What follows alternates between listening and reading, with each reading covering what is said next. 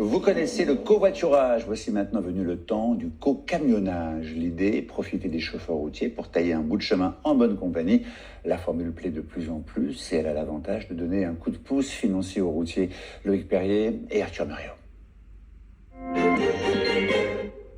Si Valentin prend place à bord de ce camion, ce n'est ni pour un stage ni pour une formation, mais pour rentrer chez lui.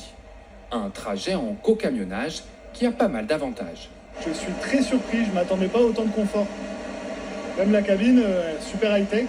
Et c'est une autre manière de prendre la route. C'est vrai qu'on a une vue un peu en hauteur dégagée sur le paysage. Une première expérience plutôt positive pour cet habitué des covoiturages. Via une application, il a été mis en relation avec Marc, chauffeur routier qui effectuait, dans le cadre de son travail, le même itinéraire que lui.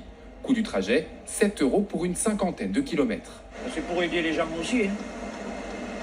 Après, la vie est chère maintenant. Il y a tout qui... Même nous, on le voit quand les repas, les frais, tout ça, c'est de plus en plus cher. Pour avoir partagé sa route, Marc recevra 50% des recettes de cette course. L'autre moitié reviendra à sa société de transport.